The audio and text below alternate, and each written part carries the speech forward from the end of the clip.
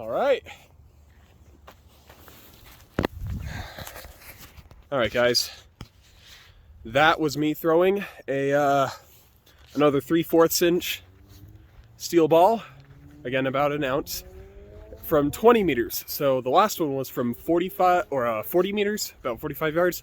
This one is from 20 meters.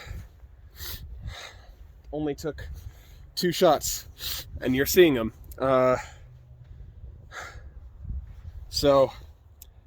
And they're totally aimable from that range. So when you start to double that, the weight of the ammo starts to really matter in terms of accuracy.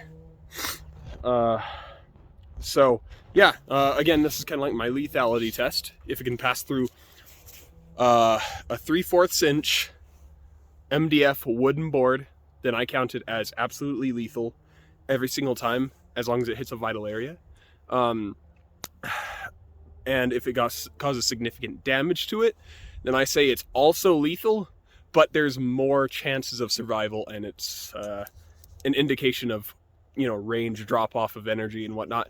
So from 20 meters, we should be getting pretty decent results, but let's see. All right, so here we are. 3/4 inch steel balls.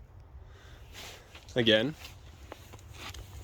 this was from 40 meters.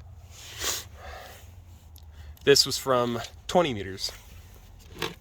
Let's pull it around back so we can see the difference. Not much difference, honestly. So, I have gotten these to go through this board, but that was all at pretty much point blank, about 10 to 15 feet tops. But now I do suspect that it being angled upward, you can see it's angled upward, is affecting that. However, I have tested everything with it being angled, and so I'm still counting everything. But I'm gonna say it doesn't seem to lose much lethality from 20 meters out to 40 meters, or like 22 yards out to 44 yards. Still perfectly lethal, but this is about the lightest ammo you'd want to use with a sling if you're aiming for any kind of like serious damage. Really what you want to be using is something much heavier, something more like, if I can pull it out, let's see here, I have a little bag full of these steel balls, because they're just so much fun to carry around. Yeah, here they are. So this is a 1 inch, and these cause a lot more damage. They're very effective.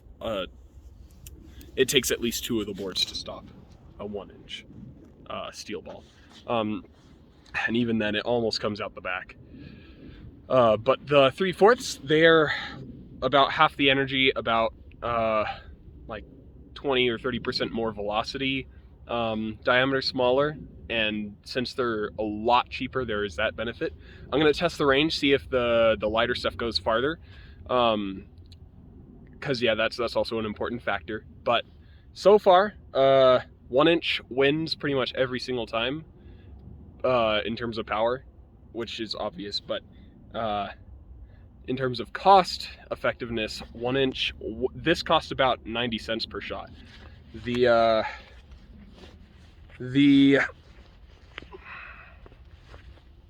3/4 costs about 30 cents a shot, so you can get way more of them. So it's a trade-off, but I do really enjoy the lighter ammo. Not as much energy and won't be able to punch through as much stuff, but it's still effective enough to be considered lethal to me. That's some pretty serious damage. To give you perspective, that little divot there is what a typical wrist rocket at full draw gives you. It's